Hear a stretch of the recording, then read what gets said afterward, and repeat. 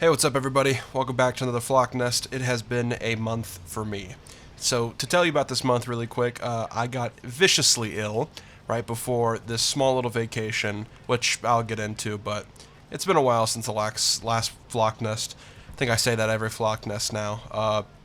But hey, I'm here, and I felt nostalgic and decided to play some Titanfall 2 because it's been a while. And man, I used to play this game a ton, like when it first came out. Because I think I played the original when it came out, because that it was that in Plants vs Zombies Garden Warfare, and then this game came out around the same time, the second. But enough of that.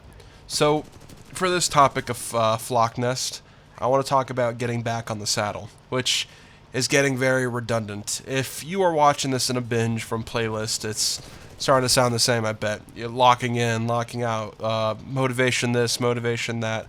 And yeah, it's a little bit like that, but life's like that, okay? Everything is peaks and valleys, and it's getting a little annoying to have to repeat, and it's getting annoying to have to actually practice. Trust me, I know, because it's annoying. It's annoying having things not go stable, having to constantly try to prove yourself, or having to constantly try to fight adversity or try again, but that's literally life. That's life of everything. In any profession, any career, it's constantly just battling between that discipline and motivation, which is interesting of how I've perceived it. It's been an interesting year for me. Things have been going on, and I haven't been so much in the game, so to say, as I used to be. And it made me start to think about if I could ever enter that game again. And I think this is a very healthy way to perceive stuff. It's hard to know if you could ever really spark that fire again. You know you can, you just don't know it in the moment. And this is not even to have to just doing with YouTube. This is just with everything. I feel like I've changed so much as a person that sometimes that old guy that I used to look in the mirror died a little bit. And maybe he's a little bit more hardened now, or skeptical, or wise. And that's the thing that I also struggle with as well. How much of it is me gaining wisdom as I get older versus me probably gaining incompetence? And it's that questioning of myself I find going on a lot. If I have made progression in things, or if I just kind of fumbled it, or messed up, or lost the stuff I used to have. And a big part of that is love. Not literal love, but I guess I fumbled that too in some ways. But I guess like a metaphorical love for the stuff I used to do. The passions I used to have, the little dreams I used to have. They still exist in there, but I think they got watered down with insecurity and fear that then kind of sucked the life out of it a little bit. I started to do things out of this need for survival instead of actual love and passion, and things that I used to get really like made me want to wake up in the morning to do it. And a show I watched called The Bear came out recently with the season 3, and there's a big arc within that. And I also am a big fan of Whiplash. So much so that I used to kind of perceive Whiplash in this I need to work harder kind of way, which is really funny looking at it now. But a big lesson between those two things that I want to make a video on is this difference of obsession and love. And I'm making the Flock Nest now. I want to make a good video about it to go more in depth about it. But that's what this whole topic is about, is obsession versus love. Because I think obsession and love go hand to hand because they're both required in order to make things work. See, a dream is this really innocent thing when you're a kid, because everybody has dreams. You might want to be an astronaut, or work at a restaurant, or be a YouTuber like me, or do some type of entertainment like me. And the beautiful thing of that dream is that it doesn't need to be activated yet. It could kind of exist as this thing to manifest, but when you get older, that's when then, it ramps up a bit. Now it starts to get challenged. Then there's doubt, and there's people's perceptions, and then there's, people's opinions, and how people view you, and how you view yourself, and is this possible? Is this dream kind of stupid? So that dream that was once this little idea, this passion, so to say, it starts to kind of get, it becomes reality. And the thing about reality is that everything is either, it works in wins or losses. So this one thing that used to be a dream now has to be defended. And the shitty thing about a dream turning into a passion is that passion requires a lot of hard work and a lot of mental tax. To have a dream that you want to, become reality, first you have to look at the percentages of how obtainable is it, because there's tons of people who want to be musicians or high level chefs or fucking astronauts or for the sake of this, YouTubers as well, right? There's people who want to do things, be an actor or whatever, and in order to get like 5 people who can successfully do that requires like thousands of losers, and which is the shitty thing of to the people who make it. If you are able to make it or at least gain some footing in a career or a dream you have, there is a whole battlefield of just people of just dead dreams and people putting it down, and for many reasons. Either they gave up on themselves, the responsibility came. You might have a dream of being some like baker, and then you knock up some girl at like 17, and now you both have to start a family and you have to work at the warehouse, and stuff like that happens, right? There's circumstances to where people have to lay down their dreams in order to provide for their family or provide for people. So in that case, that happens. And let's say in this instance you do pursue that dream. Now there's in that battlefield, right? You made it to the 100 who actually did survive to get to that dream. Now you're in competition with them. What makes you different from that person? How are you better than that person? How are you going to be able to make it survive versus that guy who wants that same thing as you? And that happens everywhere. This is very big in the athletic field, because tons of people want to be soccer players or football players, basketball players, and in order to be in that, you have to be better than the other people around you.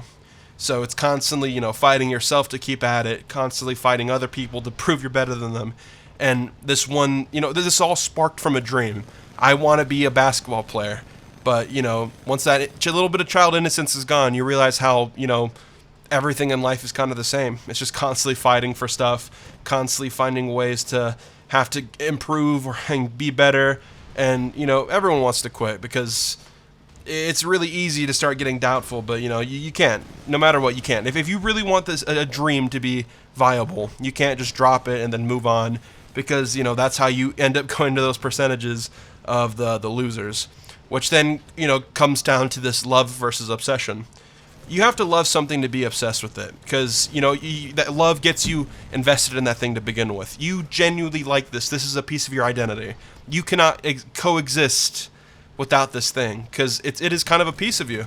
If you dedicate your whole life to some type of craft, or even mentally devote your own self-worth to something, that's a piece of your identity. And at first that sounds bad, but I mean, if you worked your whole life to become adequate at something and very much better, and you have that confidence in that thing you're doing, it makes sense why you have your self-worth tied to it. It's literally a piece of you. It's actually a piece of you that keeps you going, because you feel like you're now different from something. And that's what I mean in terms of love. But where that obsession comes in now is that you can't lose that piece of you. If you tie your self-worth to something that's so a part of you, now when you lose that, now when you start failing in that thing, you start kind of failing yourself, which is a really shitty feeling. If your dream starts failing and you're failing, and you're worthless and everybody was right, that's not a great feeling to have. So that's when then obsession takes over. Any means possible to get that one thing you really want, which can make you kind of fall in that rabbit hole of making that your entire life. And you could start pushing people away because of it. You could start becoming kind of an asshole because of it. And you have to sometimes, because in the momentum of how fast things go, you need to make it work. Which was what that whole messaging's about. That's where Whiplash comes in. That's where, the toxic sides of mentors and sports and just the toxic side of anything starts to bleed in, because it's just desperation, To win in anything requires a little bit of yourself, because you might have to stop on other people's dreams in order to get your own, or you might have to, push things you love because it's getting in the way. And that could be love or happiness or sanity, when starting up a business, which a lot of times if your dream is you want to make, a living off of it or have it be a business, your dream is going to become a business. And to start up any business is going to have, those sacrifices. you're not going to be around, loved ones as much as you want to, or you're going to be a little bit irritable about them, and distractions become annoying because you could be focused on yourself, and yourself is going to be that dream. So it just there's a lot of bad things that come along with that obsession, and I think for a long time in my early-ish life, around 2020 to 2021, I was just so desperate to wanting to have something work or see some type of progression, to have this not be like a fucking pipe dream fantasy, that I became a little obsessed with it. And, it was me just being locked in my room with little money and little, friends, because it was COVID to begin with, but a lot of my friends were just kind of, in the moment, weren't really doing much, they weren't that motivated or as disciplined, and they didn't really have a dream like I did. So it became very lonely and very stressful because, I was flaking on people, wasn't going to social gatherings as much. I was just so focused on myself that I kind of lost a little bit of myself. And, now that I'm not so much at rock bottom anymore and I'm still kind of up here, I find myself getting back to that a little bit because I'm not as obsessed as I used to be. I'm not in I still have love there, but there's just so many other types of weird distractions that I sometimes feel guilty that I should be a little bit more obsessed. I should be put myself back in a position where I ruin my life in order to get my goals. But I remember some of the really shitty, sides of that, but it was really beneficial. So I kind of always, rock between that weird feeling of that you shouldn't be happy, or you shouldn't, be acting like you're privileged because you're really not. If I go back to that old lifestyle of that obsession and being locked in and feeling like, there's constantly like a fucking hot knife applied to my chest, then I could probably, change my life again or even change it more.